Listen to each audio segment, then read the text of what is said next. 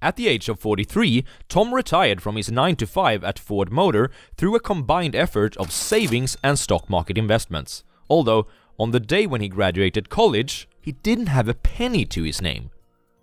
Tom graduated from the University of Michigan Dearborn at the age of 23. Like his father, he majored in mechanical engineering. He had landed a job at General Motors before even graduating, which everyone in his family applauded him for. Still, secretly Tom asked himself, what's the big deal?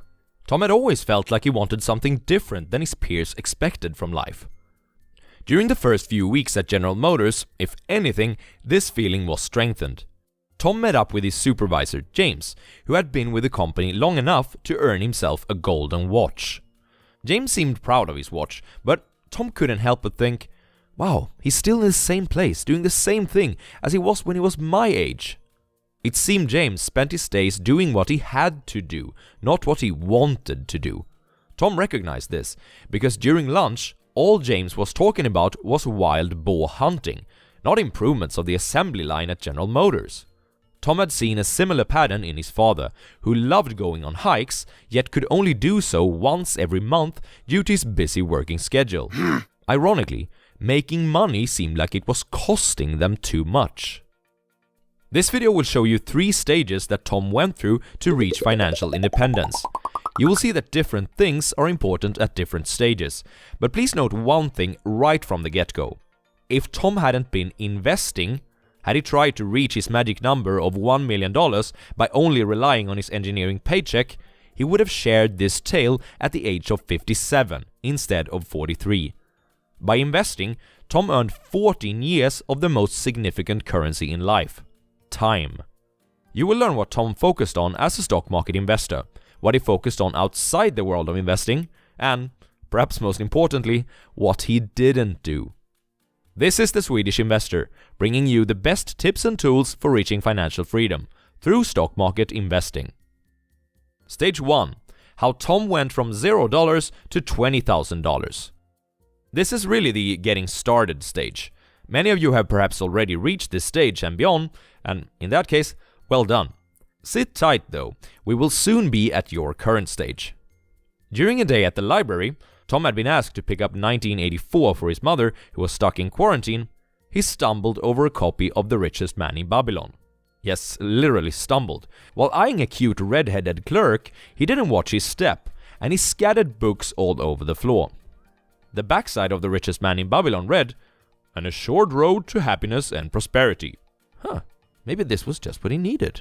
Tom borrowed the book. The red-headed clerk was still giggling at his clumsiness. How embarrassing. She was even more adorable up this close. Tom hoped he would meet her again. Pay yourself first.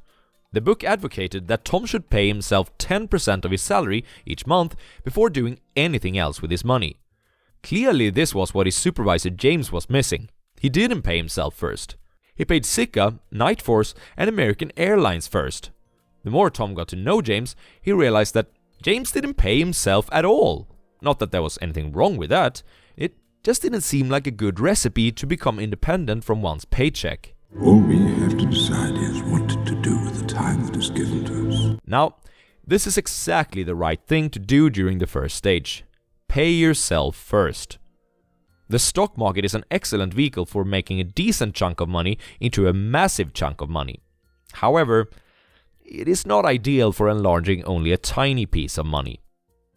This early on your road to financial freedom, you should deal with the stock market as you would with a Swedish smorgasbord. Have some eggs, a few meatballs, maybe some herring. You can't theorize your way to what a meatball tastes like. You need to eat one. It's similar with stock market investments. If someone suggests you should invest without real money on some simulator or something, tell them, Do your best to steer clear of the fermented fish though. Tom learned this the hard way. After reading The Richest Man in Babylon, he went on to Robert Kiyosaki's book Rich Dad, Poor Dad. He was pretty disappointed that he didn't bump into the cute redhead at the library, but at least he learned that the stock market is an excellent place where savings can be converted into assets. Without any former investing experience though, he soon found himself reading speculative tips on various biotech companies on Reddit. It started off very well with high initial returns. $5,000 became $10,000 in just a week. But before long, he experienced what could be expected of this approach. The little capital he had rapidly declined by 60%. The fermented fish for Tom was unprofitable nanobiotech companies. He had just fallen off the peak of Mount Stupid into the Valley of Despair on the Dunning-Kruger curve. Although Tom knew nothing about Warren Buffett yet, he had learned Buffett's most important rule: to never lose money. Actually, he had been so lucky that he learned Buffett's second most important rule too: to never forget rule number 1. Even though the losses were staggering percentage-wise, they were tolerable in terms of dollars. Tom replaced his losses within 2 months thanks to his salary. Unlike a colleague at work who had gone all in on a recently created crypto and in that had an entire can of fermented fish, at least Tom wasn't out of the game. But he realized that the stakes would rise as his savings accumulated, and that mistakes would become increasingly expensive. Therefore, Tom decided to become a learning machine. Each time he had a meal at home, he would put up his favorite financial YouTubers on the screen. Each time he went for a walk, he would put on his favorite podcasts. Slowly but surely, Tom was moving out of the depths of the Valley of Despair. Tom managed to go from $0 to $20,000 in almost exactly 2 years by saving $1,000 from his paycheck each month, working as a junior engineer at General Motors, losing something like $2,000 by investing in unprofitable nanobiotech companies, and losing $1,000 in brokerage commissions. Yes, Tom was trading a lot in the beginning. Tom can't really be accused of having been a great stock picker this early on, so it was the savings that carried him the whole way. This time. Stage 2. How Tom went from $20,000 to $100,000. When Tom began his 3rd year at General Motors, his father wanted to have the talk with him. No, not that talk. Tom, your mother and I are really impressed by your saving efforts. Do you want us to chip in an additional $10,000? And perhaps you could buy your own place? A luxury and an opportunity, you might think. But you'd be wrong. This is a trap. Tom didn't know anything about Charlie Munger yet, but Munger would say, the first rule of compounding is to never interrupt it unnecessarily. Luckily, Tom did know about Robert Kiyosaki, who had written the book Rich Dad, Poor Dad. And Kiyosaki said, a house is a liability. You want to acquire assets. So, Tom politely declined the offer and kept his money in the stock market. What characterizes the second stage is that the stock market is no longer negligible. A good chunk of the $100,000 should originate from stock market returns, else you are doing more heavy lifting than necessary. You might feel empowered by the fact that you are now a person with some means, as did Tom. But don't let this carry you away from your goal. So even though you can now afford a decent car and other more expensive materialistic stuff, like maybe the down payment of a house, don't celebrate too much just yet. You don't want to hinder the effects of compounding now that it is just starting to catch some speed. By the time Tom was 27, he was highly interested and engaged in stock market company analysis. He very well remembered the results from his unprofitable nano-biotech speculation period a few years earlier, and now only invested in what he understood and could perform back-of-the-envelope DCF on. He did not try to make any brilliant or advanced investments, but instead followed Buffett's mantra. I don't look to jump over 7-foot bars, I look around for 1-foot bars that I can step over.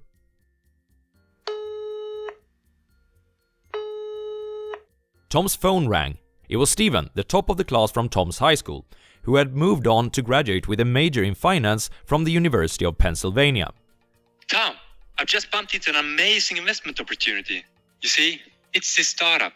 They're like the Walmart of the metaverse. Interesting. Where's their PE at? Tom, are you joking with me? PE? This is a startup. Well, when do you expect that they will start to make money then? I don't know. Does it matter? We will make a lot of money once they go public.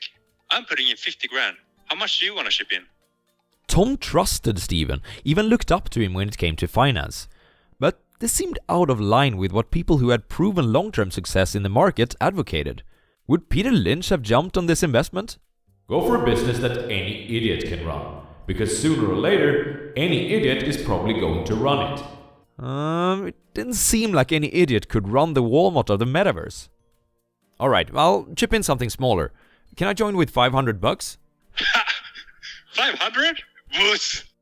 During this time, Tom tried to not be stupid, as Charlie Munger would have said. Tom just did a few things that others didn't seem too interested in. He knew it wasn't smart enough for someone like Steven, but he picked up Google stock when the company had a low PE compared to its peers.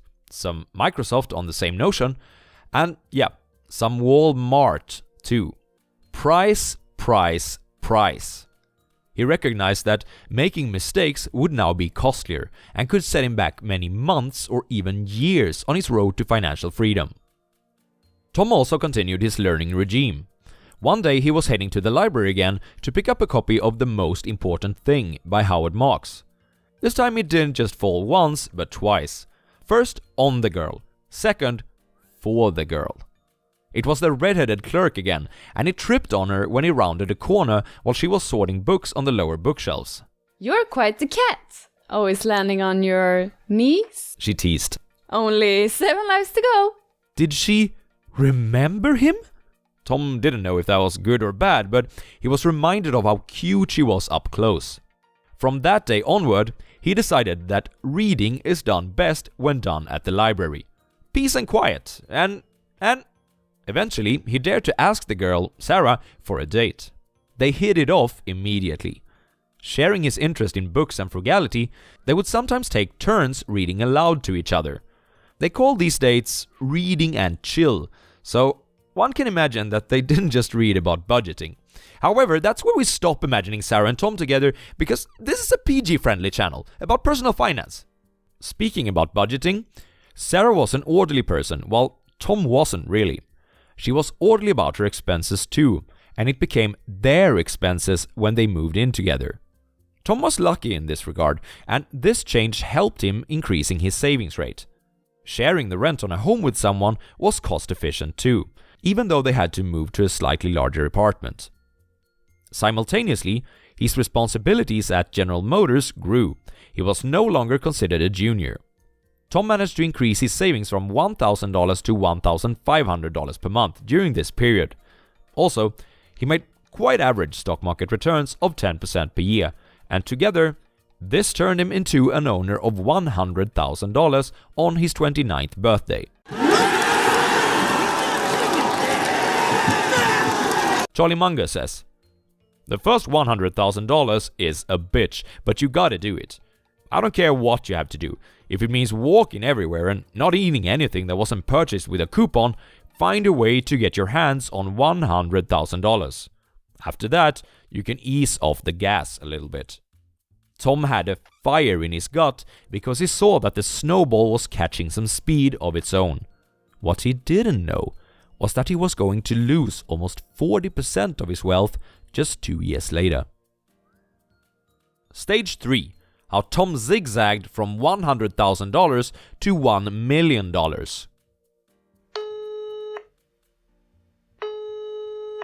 you hear that, Tom?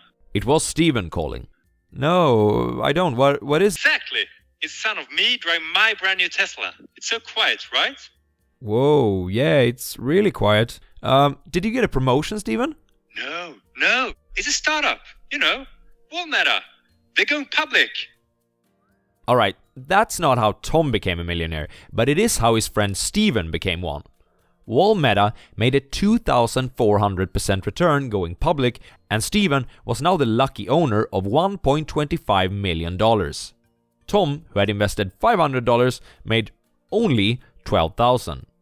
Even though $12,000 was just a little less than what Tom could save from his salary in a year, it stung a bit that he hadn't been more aggressive. 500? Wuss! He tried to repeat a Warren Buffett mantra to himself. Half of all coin flippers will win their first toss. None of those winners has an expectation of profit if he continues to play the game. Because how could Steven have known? He had never shown any particular interest in neither technology nor anything meta before. Tom really questioned if Stephen would survive, would he keep playing that game in the future?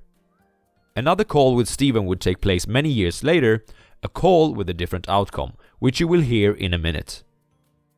Tom was now in his early 30s, and when it came to materialistic stuff, it wasn't just Stephen who did it differently than him and Sarah.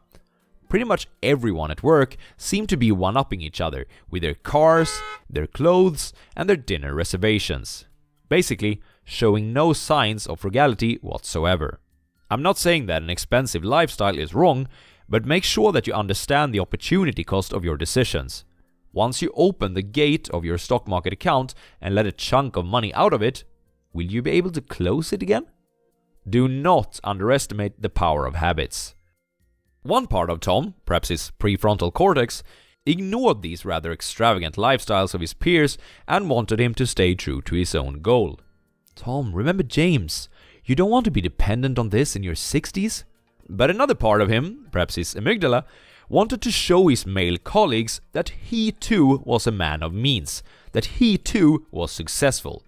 Because, after all, he couldn't exactly show them the numbers in his portfolio every day. That would just be awkward, wouldn't it? Not subtle enough. He tried to remember something he had heard in a YouTube video. Something about that wealth is what you don't see. When you see someone who drives around in their Lamborghini, realize that you're also witnessing someone who is a Lamborghini poorer. So, is it worth it? Perhaps counter. Tom liked the video for the YouTube algorithm. A true role model for us all. An unexpected event was going to help Tom in an unexpected way. Right before he was about to turn 31, the stock market crashed. The S&P 500 fell by more than 50% over the course of the year. Technically, this meant that Tom was back at stage 2 again, as he was now below $100,000. But Tom didn't fret. He had been mentally prepared for this moment. Just keep swimming, just keep swimming, just keep swimming, swimming, swimming. Tom didn't subscribe to The Swedish Investor on YouTube, but if he had, he would have known that the bear case is the best case. Luckily, he did know about Benjamin Graham, who obviously had better analogies up his sleeve. If you are shopping for common stocks, choose them the way you would buy groceries, not the way you would buy perfume. And at that very moment, there were discounts on every single item in the stores. Tom knew that now was not the time to be splurging, now was the time to be picking up exceptional companies that pessimists couldn't get rid of quick enough. While he usually made something north of 8% per year in the markets, he made 30% and 45% respectively in the 2 years following the crash. Then, when Tom turned 33, many things happened at once. His portfolio was now contributing more towards his savings each year than his salary was, still with quite average stock market returns around 10%. His daughter had recently turned 2, and both Tom and Sarah felt like kids should grow up in a house. Both of them had. So, they decided to purchase one. The down payment was at $60,000, which he and Sarah split, as they were now married. $30,000 was a setback for Tom's compounding machine. Still, he remembered that even Warren Buffett spent 10% of his net worth on a house back in 1958. And frankly, at this point, Tom felt like he had pushed the decision as far as he could. When Tom turned 35, he switched from General Motors to Ford Motor, as he was offered a 20% higher salary for the same hours of work. Even with this higher salary, his portfolio returns vastly exceeded his pay during some months during this period. Other months, he could be down by $20,000, making him feel discouraged. This is the period where your patience and perseverance as an intelligent investor will be tested the most. The additional deposits you make will not immediately have a significant impact on the value of your portfolio. Making the wrong investment decisions can feel like a catastrophe, and making the right ones can be life-changing. Stay true to your process though, and be careful with projecting those monthly returns into the future. Tom did decide to stay true to his process, and he made another contrarian decision as well. While many of his colleagues at Ford increased their working hours, Tom dedicated those hours to beating the stock market instead. And it paid off. Tom was slowly but surely becoming an investor who beat the market by some margin each year. An overperformance of 4% per year suddenly meant something like $25,000 more in his pocket than the average investor with the same amount of capital would have been able to get. The hourly wage from studying stock market companies was now really lucrative, and it just kept improving. Towards the end of this phase, Tom also started thinking about his half-forgotten passion for photography. This was a hobby that he had always planned to pick up, when able to allocate time to it, that is. He created a small-scale wedding photography firm. Some small extra income would probably make it even easier to quit his job once the day came. Stage 4. Tom's financial freedom. Tom reached $1 million and quit his 9-to-5 to live off his investments before his 44th birthday. More than half of that money came from returns in the stock market, and his investments helped him reach this number 14 years earlier than his salary alone would have done. With this type of money, Tom was confident that his stock market returns could cover his yearly expenses. Tom is now spending more time doing what truly makes him happy, investing in the stock market, going on hikes, trying to improve his photo skills, and especially spending more time with his family and friends and being an even better dad. He even decided to become his daughter's tennis coach. Because a man who doesn't spend time with his family can never be a real man. All in all, Tom is now owning his own time, earning plenty of money, while doing more of the things that he loves. And then he decided to call Steven, whom he hadn't heard much from in a few years, to tell him about the good news. Hey, Steven, do you hear that? Hi, Tom. Long time. No, what is it? Exactly. That's the sound of us not working on a Monday morning. Am I right? For some reason, the joke didn't land well with Steven. Hey man, what's up? Tom, you know how Walmart was a huge success? Yes? Well, I retired with that money. I know that, Steven. Well, then I took that money and I put in a company called Starverse. Oh, a horrible name. Yeah, I know, but they said they were going to be the Starbucks of the metaverse. And you know, I trusted those guys, but they completely messed up. My boss really wasn't happy when I said I wanted to return, but he let me back in. Anyways, my retirement is nowhere in sight. Unless I can find a Beyond Meta, of course. What's extraordinary about this story? Well, maybe nothing. And that's also the point. Many of you can probably earn more than Tom if you really try to. Many of you can probably get better returns from the stock market if you really try to. If the normal guy Tom can reach financial independence by age 43, so can you and me. A story that is a little less ordinary is the one about Warren Buffett and how he made his first $1 million by age 31. Check it out. Cheers, guys.